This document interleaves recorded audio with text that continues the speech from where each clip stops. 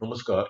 आज इस व्याख्यान के माध्यम से मैं आपको राइनिया की एक्सटर्नल मॉर्फोलॉजी समझाने का प्रयास करूंगा। राइनिया एक प्रकार का फोसिल प्लांट है जिसकी वर्गीकरण की स्थिति इस प्रकार है। इसे टेरिडोफाइटा के अंतर्गत वर्गीकृत किया गया है। टेरिडोफाइटा यानी अर्ली लैंड वेस्कुलर प्लांट्स का एक समूह है जिसमें मुख्य पादप काय है वो स्पोरोफाइटिक यानी बीजाणुद्भिद है और उपप्रभाग यानी सब डिवीजन साइलोफाइटोप्सिडा है। साइलोफाइटोप्सिडा में सरलतम प्राचीन स्थलीय पादपों को वर्गीकृत किया गया है। ये पादपों के ऐसे समूह जिनमें बीजाणुद्भिद में विसर्पी प्रकंद और वायवीय शाखाओं में विभेदित थे और वायवीय शाखाएं हैं वो प्राय डाइकोटोमसली ब्रांच्ड थी और इन शाखाओं पे उपांग उपस्थित भी हो सकते हैं और अनुपस्थित भी हो सकते हैं। और इनमें जो बीजाणु ध्वनियां हैं उन बीजाणु ध्वनियों में पाए जाने वाले बीजाणु सब एक ही प्रकार के थे, अर्थात सम बीजाणु अवस्था पाई जाती है। जो रंभ है, स्टील है, वो प्रोटोस्टील प्रकार की होती है और जड़ें इनमें पूर्ण रूप से अनुपस्थित थी। और इस समूह के पहले पादप की जो खोज है वो सर विलियम डॉसन के द्वारा 1859 में डिवोनियन काल की चट्टानों में से की गई थी और उन्होंने जो पहला फोसिल प्लांट प्राप्त किया उसका नाम उन्होंने साइलोफाइटोन रखा। साइलोस का मतलब होता है नग्न तथा फाइटोन का मतलब होता प्लांट, अर्थात ये नग्न प्लांट के रूप में उन्हें मिला और उस प्लांट का नाम उन्होंने साइलोफाइटोन दिया। साइलोफाइटोन के समान ही सरल संरचना वाले अनेक पादपों की खोज आर किंगस्टन तथा डब्ल्यू एच लैंग के द्वारा की गई थी। इस पादप का जो गण है वो साइलोफाइटेल्स है तथा फैमिली है वो राइनियेसी है। राइनियेसी कुल के सदस्यों में बीजाणुद्भिद में जड़ें पूर्ण रूप से अनुपस्थित होती है। बीजाणुद्भिद सिलेंड्रिकल और बेलनाकार तथा राइजोम है वो लोब्ड संरचना के रूप में पाया जाता है। शाखाओं में द्विभाजी शाखन पाया जाता है और प्रकंद पे मूलाभास है, राइजोइड्स हैं वो गुच्छों के रूप में लगे रहते हैं और वायवीय जो अक्ष है उसमें उपांग और एपेंडेजेस पाई जा सकती है, लेकिन पत्तियां पूर्ण रूप से अनुपस्थित होती है। बीजाणु धानियां हैं वो शाखाओं के शीर्ष पे लगी रहती है और इन बीजाणु धानियों में जो स्पोर्स हैं वो सब एक ही प्रकार के होते हैं, अर्थात सम बीजाणु अवस्था पाई जाती है। कुल राइनियाची में राइनिया के अतिरिक्त होर्नियोफाइटोन, कुक्सोनिया तथा यारेविया आदि फोसिल प्लांट भी वर्गीकृत किए गए हैं। जीनस राइनिया जिसकी दो प्रजातियां पाई जाती है, राइनिया मेजर तथा राइनिया ग्वाइन वाघानी। यहाँ पे ये चित्र है, आपके पास दो चित्र हैं, एक छोटा है एक बड़ा है। तो जो बड़ा चित्र है वो राइनिया मेजर का है और छोटा चित्र है वो राइनिया ग्वाइन वाघिनी का है। तो आप देख सकते हैं कि इनमें जो क्रीपिंग अवस्था में है, भूस्तरीय अवस्था में है, वो राइजोम है। राइजोम पर अनेक राइजोइड दिखाई दे रहे हैं और जो एरियल शाखाएं हैं उनके शीर्ष भाग पे स्पोरेंजिया पाई जाती है। जिस पे स्पोरेंजिया पाई जाती है उन्हें फर्टाइल ब्रांचेज कहते हैं और जिनमें स्पोरेंजिया नहीं पाई जाती उन्हें स्टेराइल ब्रांचेज की टिप्स कहा जाता है।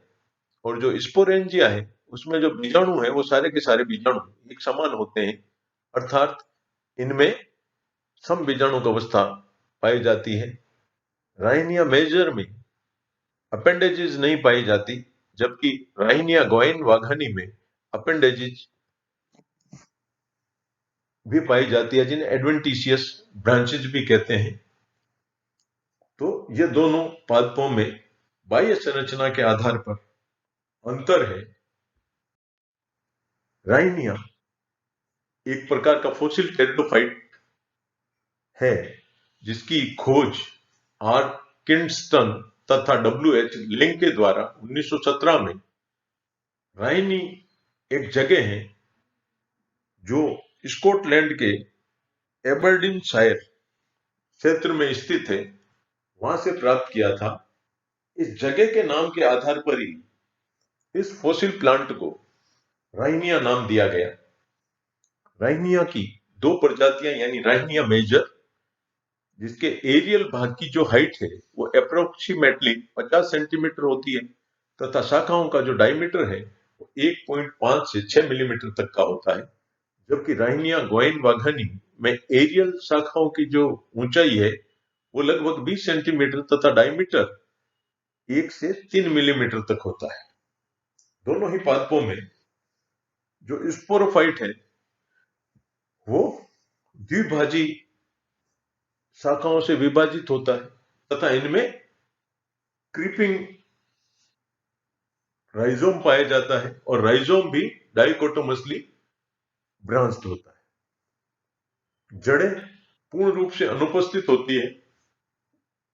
राइजोइड्स पाए जाते हैं, और राइजोइड्स कहां पाए जाते हैं? जहां पे एरियल शाखाएं निकली हुई होती है, उनके जस्ट नीचे राइजोइड्स हैं, वो गुच्छे के रूप में, बंच के रूप में उपस्थित होते हैं।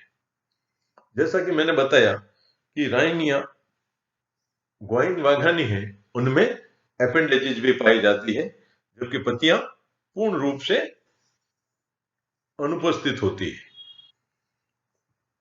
राइनिया मेजर की वायवीय शाखाएं बेलनाकार, द्विभाजी शाखित व पत्तियां रहित पाई गई थी, जबकि राइनिया गोइन वाघानी में प्रगंध तथा वायवीय शाखाओं पर अपस्थानिक शाखाएं यानी एडवेंटिशियस ब्रांचेज भी पाई गई। दोनों ही पादपों में जो शाखाओं के नुकीले सिरे हैं वो या तो वेजिटेटिव थे यानी स्टेराइल ब्रांचेस थी, और या उनके ऊपर पियर शेप नाशपति के आकार की स्पोरेंजिया पाई गई, जो फर्टाइल ब्रांचेज जिन्हें कहते हैं।